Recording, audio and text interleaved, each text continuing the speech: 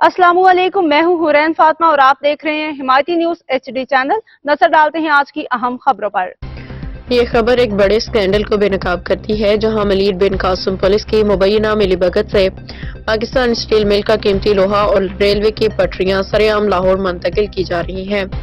Railway की पटरियों से भरे ट्रॉलर कानून की खुली खिलाफवर्जी, यानी शाहिदीन के मुताबिक ट्रॉलर सुई गैस के रास्ते से गुजरते रहे, लेकिन किसी इदारे ने कोई एक्शन नहीं लिया। ये मुकामी शहरी ने इस गैर कानूनी नक्लो हमल की वीडियो बनाई, मगर हैरानकुन तौर पर हुकाम की तरफ से कोई कार्रवाई नहीं की गई। पुलिस का मौक़िफ़ ये बड़े लेवल का मामला है।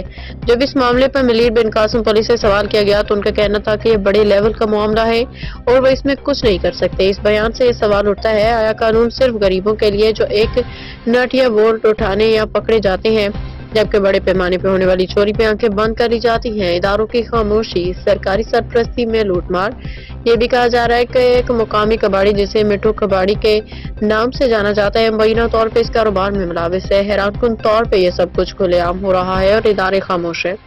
गोया इस लूटमार को सरकारी सरपरस्ती हासिल हो, क्या कानून सिर्फ कमजोर के लिए? ये सवाल अब भी कायम है।